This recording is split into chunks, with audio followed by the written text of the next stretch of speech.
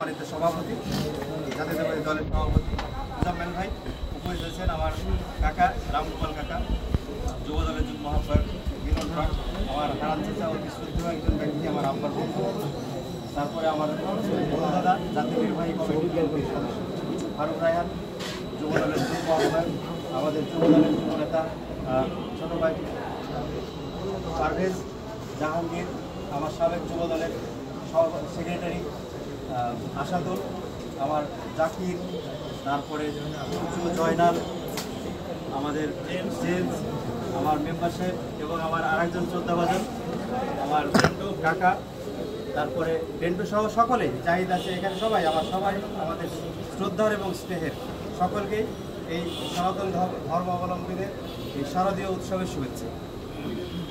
যে মেসেজটার কথা বললাম সেটা হলো যে আমার 31 দফা আমি পড়তে গেলে এক একটা দফার ব্যাখ্যা করতে গেলে সারাদিন করে শেষ করা যাবে না।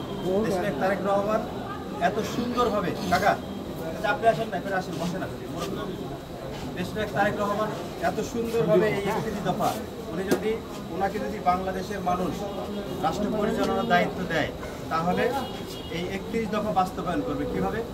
এই 31 দফা বাস্তবায়ন যদি করতে চায়, তাহলে বাংলাদেশ একটি সুন্দর মডেল বাংলাদেশ হবে সারা বিশ্বের মধ্যে।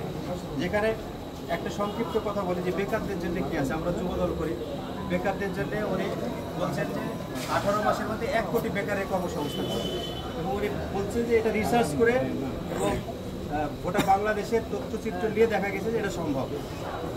18 মাসের মধ্যে 1 কোটি বেকারের কর্মসংস্থান করা সম্ভব। তাহলে তারপরে এখানে আছে হলো যারা কৃষকদের জন্য সুবিধার কথা বলা আছে, ব্যবসায়ীদের জন্য সুবিধার কথা বলা আছে, ছাত্রদের জন্য সুবিধার কথা বলা আছে, যারা গৃহিণী, আমরা যারা পরিশ্রম করি, পুরুষ বাইরে সারাদিন পরিশ্রম করি, আমাদের উপার্জনের যাদের সংসারে টানাপোড়েন হয়, সেসব ফ্যামিলির জন্য ফ্যামিলি কার্ড মহিলাদের জন্য থাকে। তো এই জিনিসগুলো আমাদেরকে সাধারণ ভোটারের কাছে পৌঁছে দিতে হবে, যেন সাধারণ ভোটার বুঝতে পারে ধানের শীষের প্রতি মানুষের আস্থা আছে।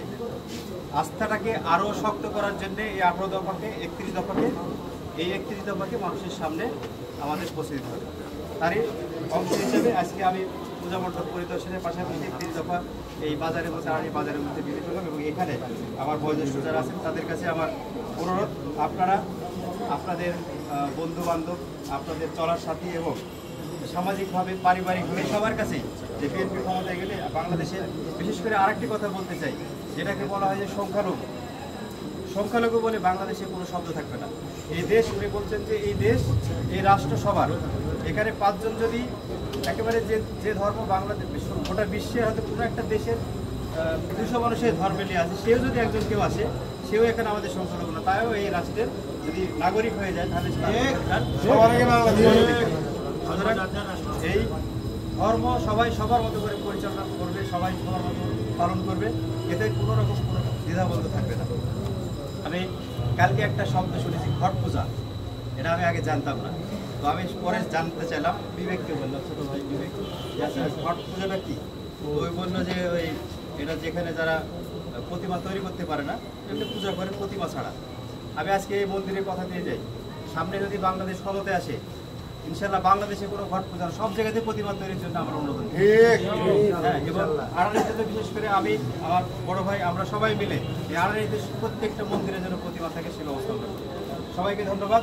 আমরা আবারও ধানের শীষের জন্য দোয়া চাই, খালেদা জিয়ার জন্য দোয়া চাই, দেশনায়ক তারেক রহমান উনি বাংলাদেশে এসে যেন আমাদেরকে সবাইকে নিয়ে একটা সুন্দর রাষ্ট্র গঠন করতে পারে, এই কামনায় সকলের কাছে দোয়া চাই। আমি